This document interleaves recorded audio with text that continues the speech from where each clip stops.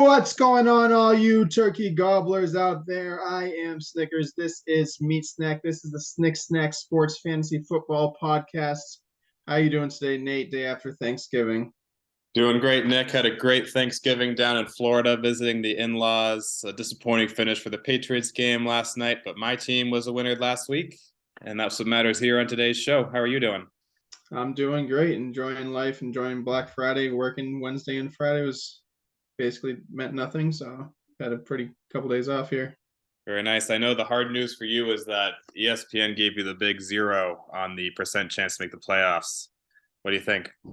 Yeah, I mean, you never know. Anything can happen. Kevin Garnett said that, but yeah, this is very strange to not lose in the semifinals like I usually do. Yeah, I mean, it feels like perhaps it's ironic this is the year that this has happened to you, but you're probably the only person this has not happened to in our 6-year current form of this league. We see you on the grandstand every year, as we saw in the league history. But that being said, well, before we get into the standings, let's talk a little bit about last week's bet, which went a little bit better for you. Yeah, we had James Conner. Is he going to be a top 13 running back? Was it here? 13, I believe. Yeah. And he ended up at number 15 or 16, which I had bet the under. So I definitely enjoyed getting that win, even though my fantasy team didn't do as well. It was oh so close, and I will say there was because I was playing John at going into that night. I believe I was ahead of him by 15 points. There was a very narrow window where I could have been happy on both fronts. I believe he scored like 12 points. If he had scored 14 points, I think I would have both been right in our bet and won our matchup. But I think he would have had to score exactly 14. Yeah. No, I mean, those Monday night matchups are always dramatic, especially when it comes to our fantasy. And the Cardinals looking so bad right now. Their team's season is falling apart. But let's dig in to the rewind from last week. Oh, whoa. Before we do that, what's our bet this week, Nick? Yeah, our bet this week, we're looking at one of the matchups in our league. We're looking at Christian Kirk on Shane's team against Chris Olave on Ducky's team. Going to see who is going to come out on top. I think number 9 receiver on the season, Christian Kirk, is going to outshine number 11 receiver Chris Olave in their head-to-head by probably just a little bit, but all we need is 0.1 points to get ahead there. Yeah, to be honest, the fact that Christian Kirk is outperforming Olave is a bit shocking to me. I remember him having a great first maybe 3 weeks, then I thought he was kind of bad since then, but apparently he has turned things around in recent weeks without me noticing. Yeah, I mean, the 30-pointer last week kind of helps, but certainly. So now, yes, so you are taking Christian Kirk, I'm taking Chris Olave, and I think it's gonna be a close one. So too. Let's dig into the rewind from last week.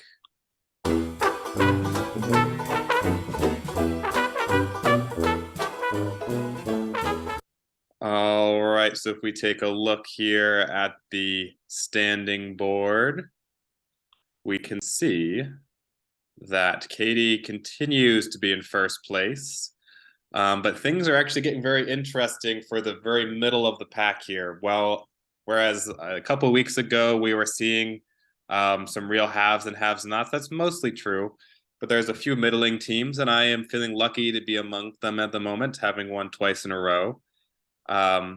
Really at the moment, Katie, Shane, and Kyler have a very firm hold on their playoff spots. In fact, Katie has guaranteed her playoff spot.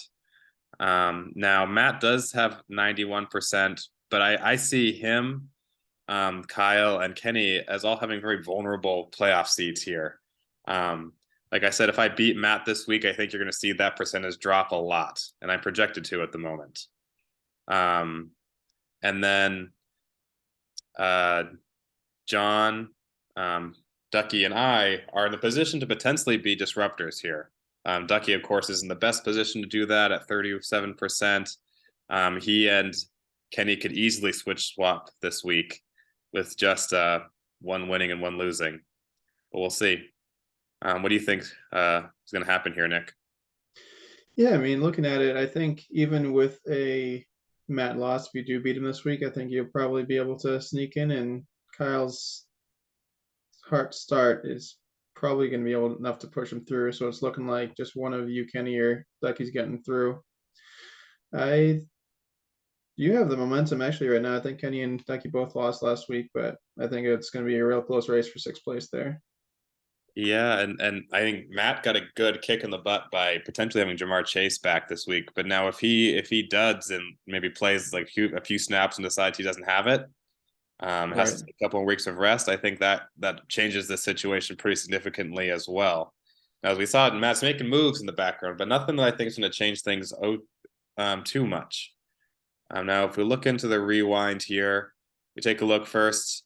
Remember, everyone, that for me, I have to win out if I have a shot at making the playoffs. And so this one got very scary for me. I won over John by 4 points, who is actually also pretty hot at the moment, getting over 100 points for at least the last 3 weeks.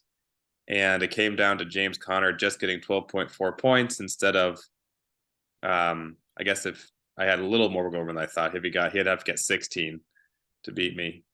But I don't know, Marcus Mariota is surprisingly serviceable for him still. Amon-Ra St. Brown, he had a great game, I think, this past Thanksgiving. And so did TJ Hawkinson. So he's already getting off to a decent start. I actually don't remember how Gabe Davis did.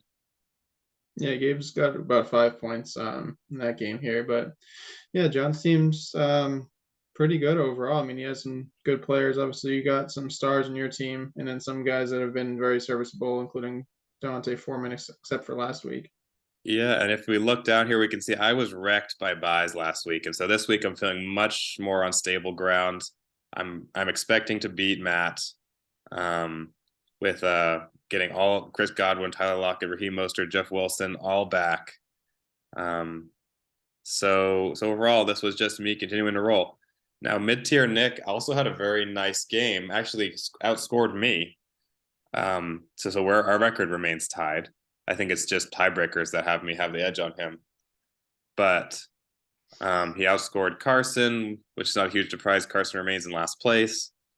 Kenny Pickett, a very bold play at quarterback. Maybe he had some kind of bye situation going on. Yeah, Tommy was out. But yeah, I think that's the first victory I've ever seen with Kenny Pickett as the starting quarterback in any league. Yeah, for sure. I don't know what happened. He must have dropped Aaron Rodgers. Yeah, I saw that Aaron Rodgers got drops and got replaced by Russell Wilson on someone's lineup here. Yeah, so that's kind of surprising. I mean, he hasn't been playing well, but I would still play over Kenny Pickett. But Deebo Samuel had a good game for the first time in a while, I think. David Montgomery on Carson's team, but it wasn't quite enough. I think it was hard to overcome Jared Goff, and Joe Mixon couldn't score half his points this time is really what happened. Right. And then we have Katie continuing to dominate and just stopped Ducky right in his tracks. Yeah, I mean, Ducky's been hot and he's been good, but going up against the #1 team in the league, he got stomps. Justin Fields did, well. Patriots defense did well, obviously, against the Jets, getting that touchdown right at the end of the game. But yeah, Austin Eckler, Aaron Jones, T. Higgins, DeAndre Hopkins, right in a row, and Pat Mahomes just gonna kill just about everyone who comes at them.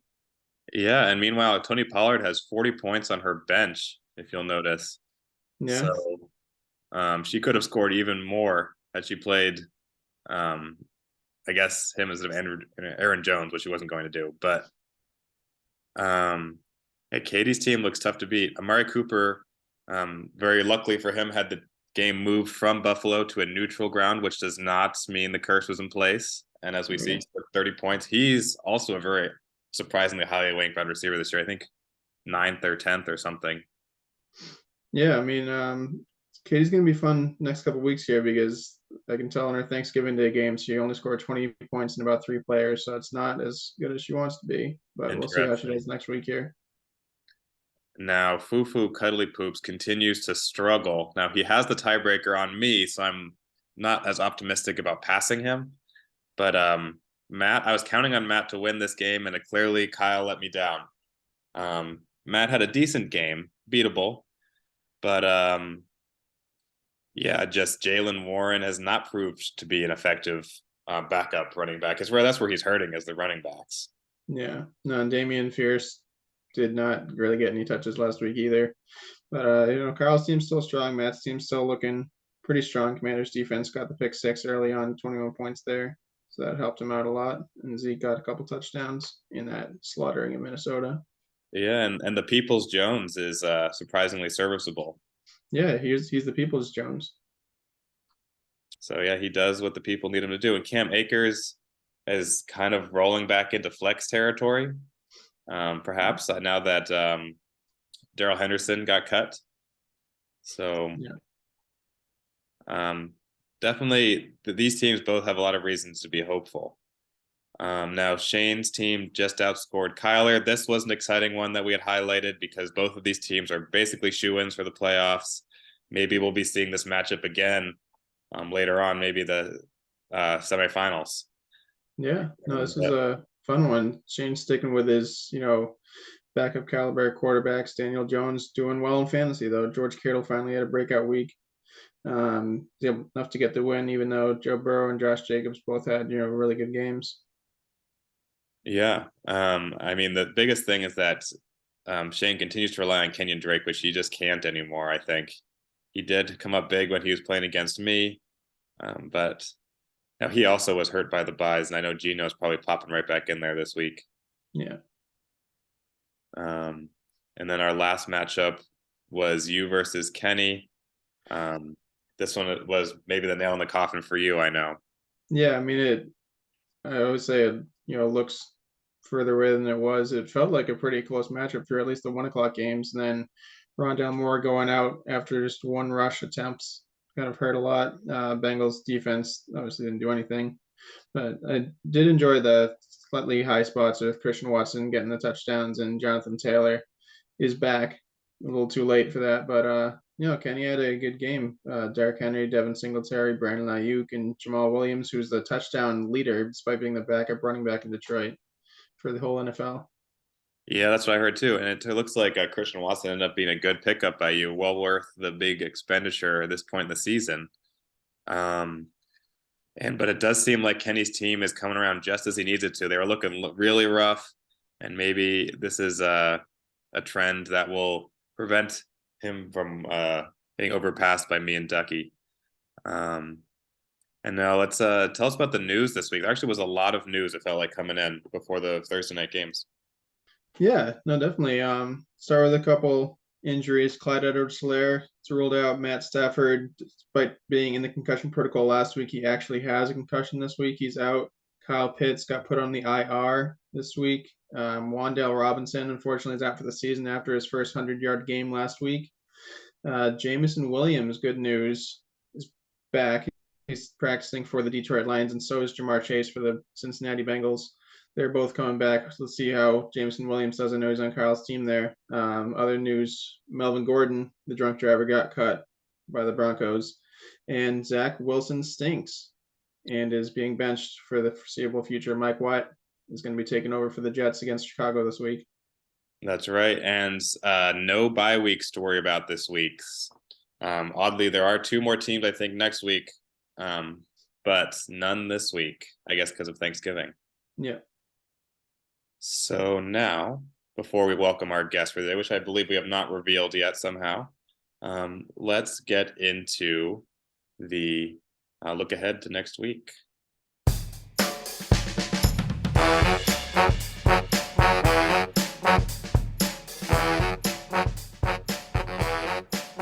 All right, and before we welcome our guests onto the show today, we have a quick word from today's sponsor.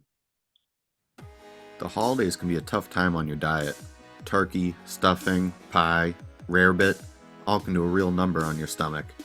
This is why we at CA2 created Expel Plus 2.0 to combat weight gain after binges. Expel Plus 2.0 uses reverse synthetic osmosis to genetically charge the ionic citric acid in your body, which then combines with the negatively charged carbohydrates to burn them on impact. All it takes is 1 spoonful of Expel Plus 2.0 to execute 100 calories from your body. Reputable scientific journalists from InfoWars and Hustler have called this a game changer. If you have a previous experience with Expel or Expel Plus, Just know with Expel Plus 2.0, we have fixed the side effects involving blindness and burning internal itchiness. A free case is available to everyone who purchases a CA2 method book exclusively at Sears. If you want to go ham this holiday season, know Expel Plus 2.0 is there for you. Take a sip and feel the fat ejaculate from your body. You heard it here first. The CA2 method is getting scientific on us, and it sounds like to amazing results. Have you picked up your latest Expel 2.0, Snickers?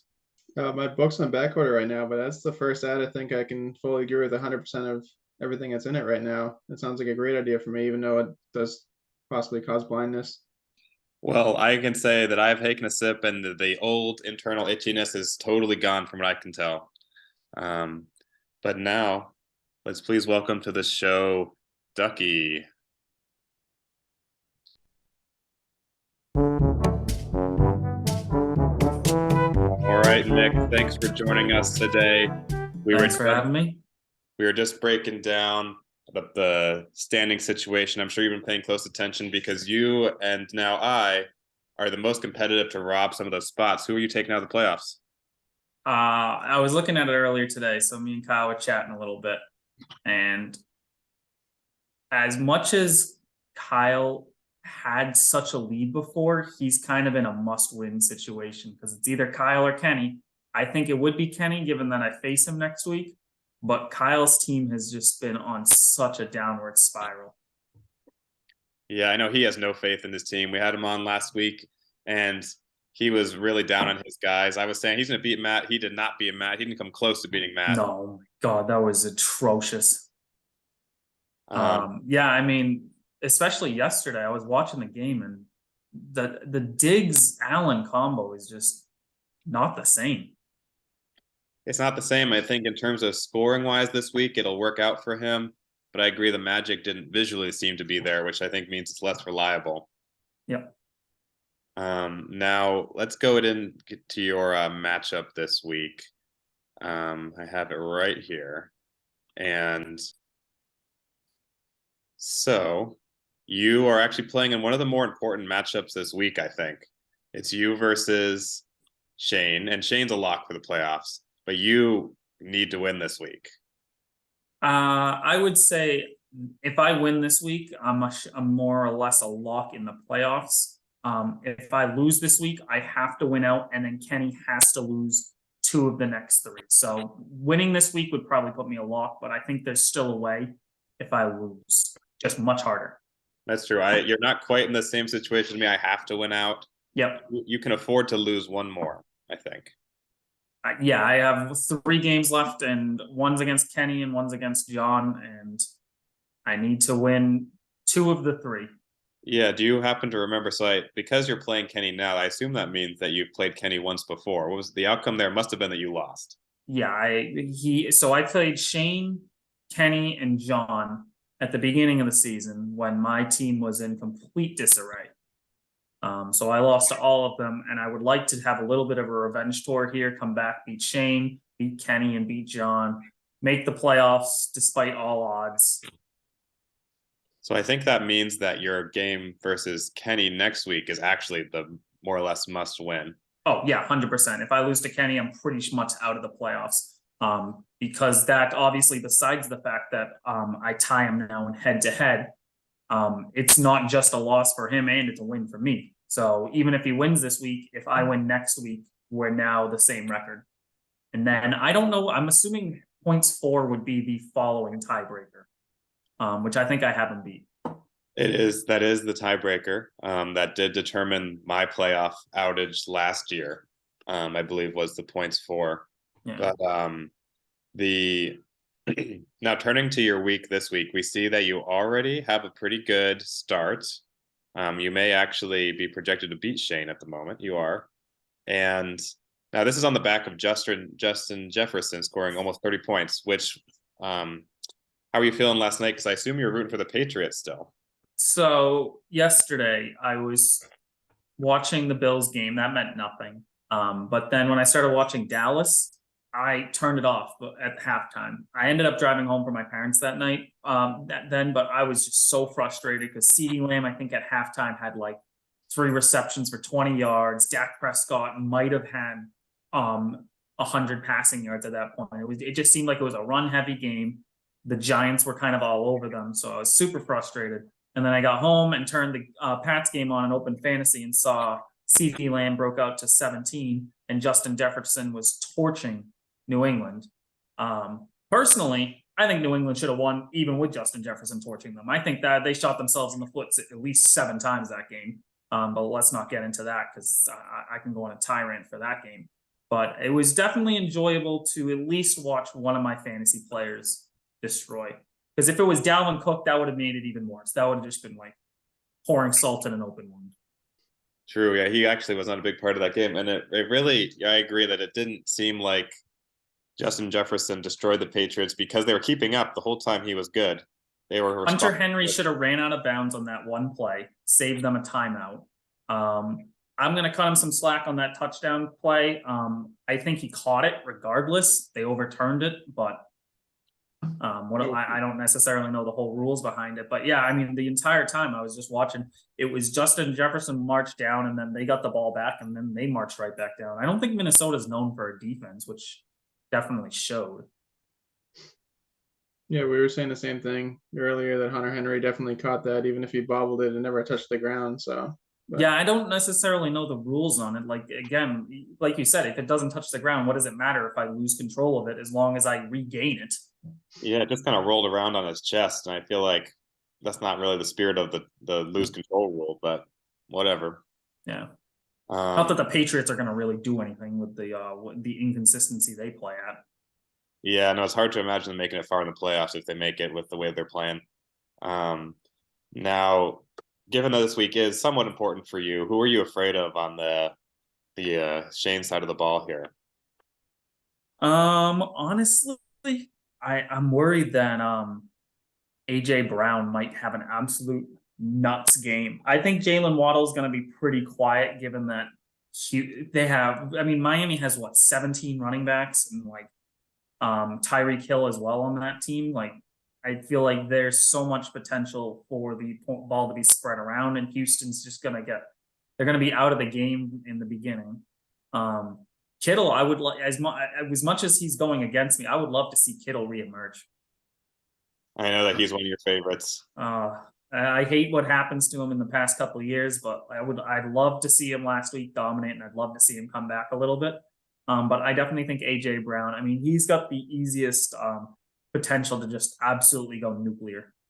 Yeah, I think what might be the biggest chance of kicking him in the butt or preventing him from winning, I guess is what I mean, is that just Green Bay might not be able to keep up with the Eagles, and that might be a like running game for the second half or something. I would love to see that because Miles Sanders last week was disappointing. That's true. You that would be doubly helpful for you if that was the case. Now, Snickers, who are you looking at this week? Yeah, this week I've taken a look at DC Redskins against Not Dead Yet here. I think there's a pretty important matchup. Obviously, we're talking if Kenny loses this, then his playoff chances go way down. If he wins it and beats Kyler's probably still going to make the playoffs, but then Kenny has probably 60, 78% chance after that here. But yeah, I think it's a pretty close matchup overall. Kyler's only playing one tight end this week, so that's probably going to help him out a lot. You got Joe Burrow up there, and then a bunch of, number 2 receivers, number 2 running backs, basically.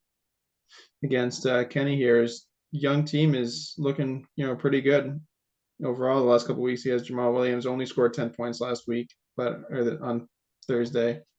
But obviously, Derrick Henry, you're never gonna count him out here. I think George Pickens might be able to have a good game on Monday too. Yeah, I'm definitely rooting for Kyler here because, like Ducky, I need Kenny to falter to make the playoffs myself. But I really don't like how Kyler's team is shaping up. I think Samaje had his moment in the sun, but I don't think he's going to do big this week. Certainly not. Isn't Mixon out this week? Yeah, I think he's quiet as 12 right now, but okay. Yeah. We'll have to see exactly what happens by Sunday if Mixon comes in or not.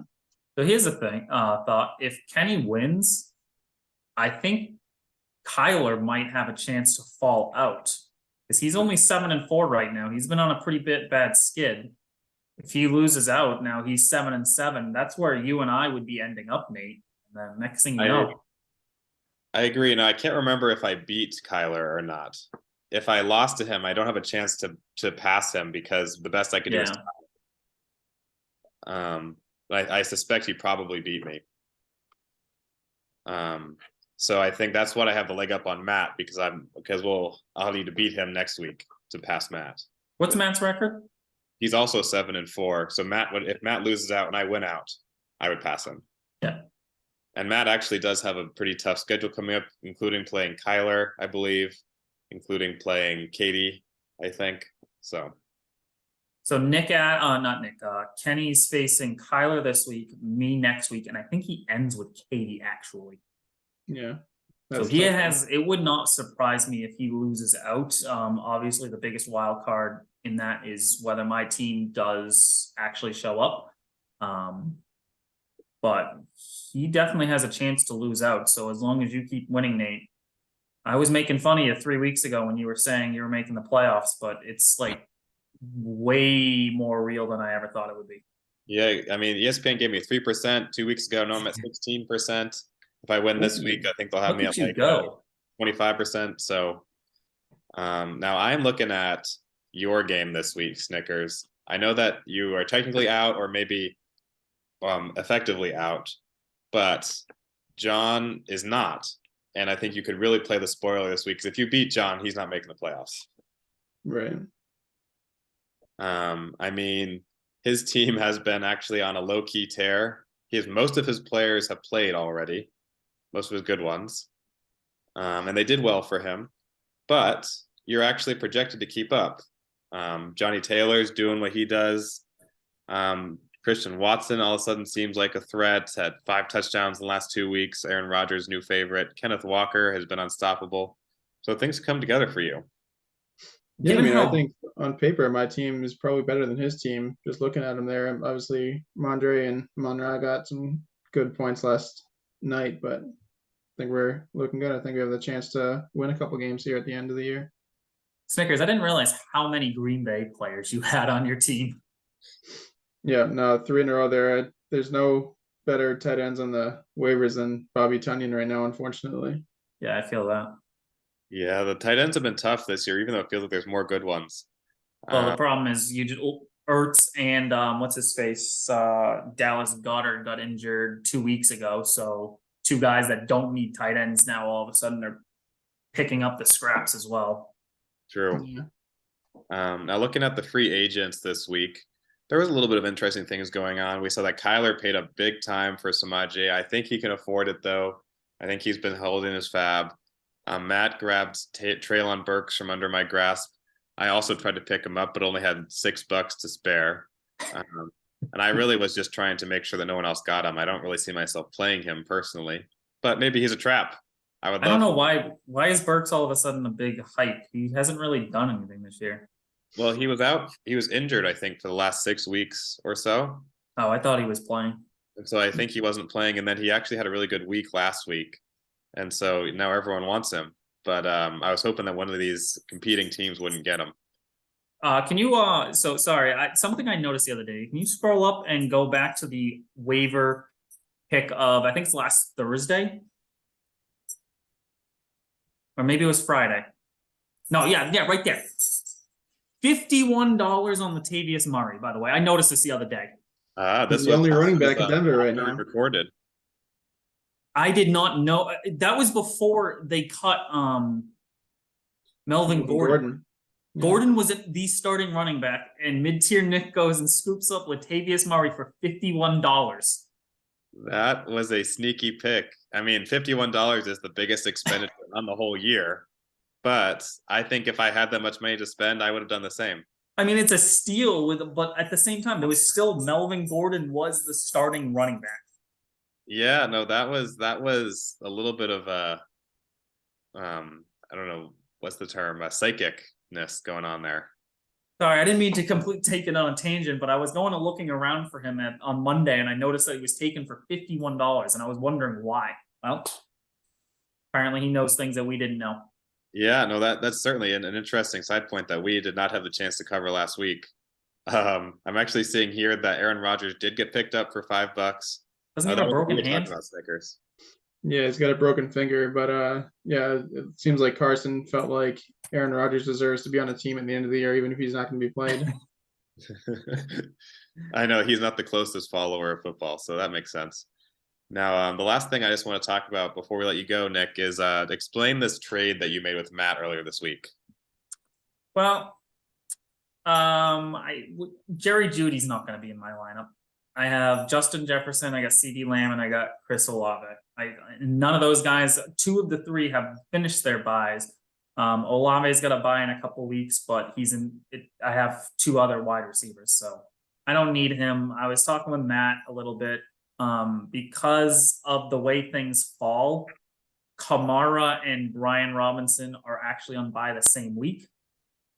And so given my situation of must win, I didn't want to be playing around free agency. Now I can't imagine Damian Harris is going to be much, but it's probably better than the crap on free agency right now. Then again, he just got hurt last night. So that was fun. Yeah, and I did not realize those were the Saints and the Commanders were the 2 teams on bye next week, which is the week that is the most important week of the whole season. That is not good news for you. Nope. No, it is not. Because I don't even have I was looking at it and I'm in a situation where if Tony's hurt as well, I got to go find a guy for flex anyways. But so my thought process was, I don't even know if Jerry Judy's going to be back in time. So I wanted Damian Harris. He was kind of seeming to show life against the Jets on Sunday. And then obviously the trade was made right before the game. That obviously didn't turn out this week, but yeah, no, that could. I mean, he hasn't done much this year. I agree with. I see the logic given the bye week situation. I'm still on the Jerry Jeudy side. I think he's a better player.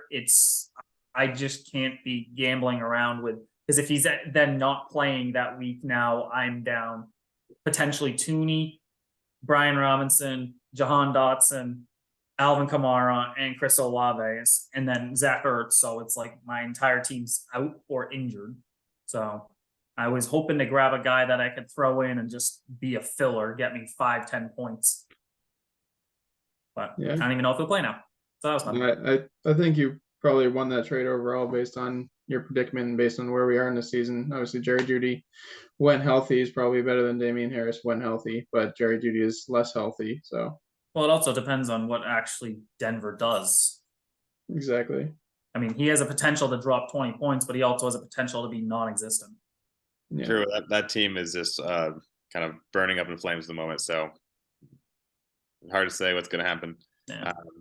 But that's we got to get on to Caitlin's hot takes before the show ends here, Ducky. But thank you very much for joining us. Awesome. Thanks for having me. Yeah. See you soon. See you soon. Yeah. Alrighty, everyone. Now to wrap up today, we just have a quick conversation with my wife, Caitlin, for Caitlin's hot takes.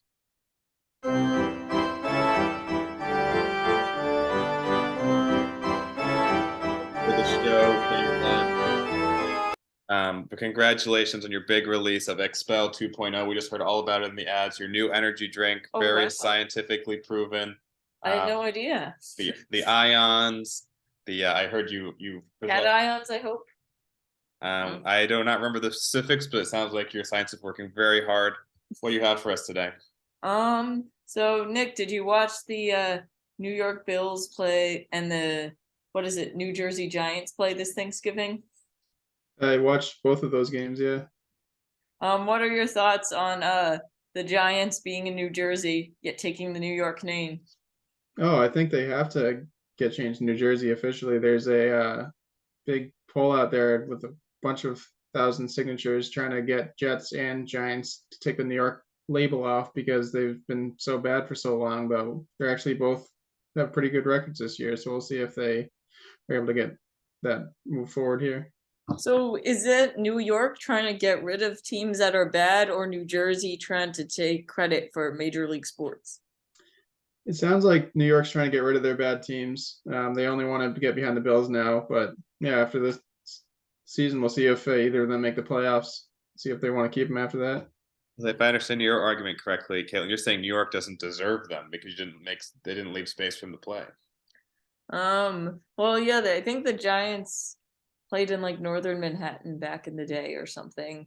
And yeah, there's no longer room for them, I guess.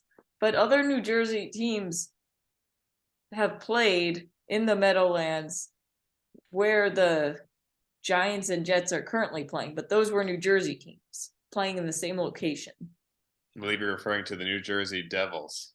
I believe the Devils play there, and the Nets used to play. New Jersey Nets used to play there, and then they moved to Brooklyn. Yeah. Yeah. And then obviously the Jets used to play at Shea Stadium. That's why they get called the Jets, because it's right next to the airport. Oh. And now Shea's gone, but I guess they didn't make room for them at Citi Field. I mean, and I think Shea kicked them out a long time ago. That could be true. And so is your thesis statement that you're only, as a New Yorker, you only care about the Bills now? It's been that way for a long time. I see. So despite the fact that they're a 10-hour drive away or something like that, you're all about the Bills. I mean, I've never been to Buffalo, but that doesn't sound too good for you. But there we have it. That's Caitlin's hot takes.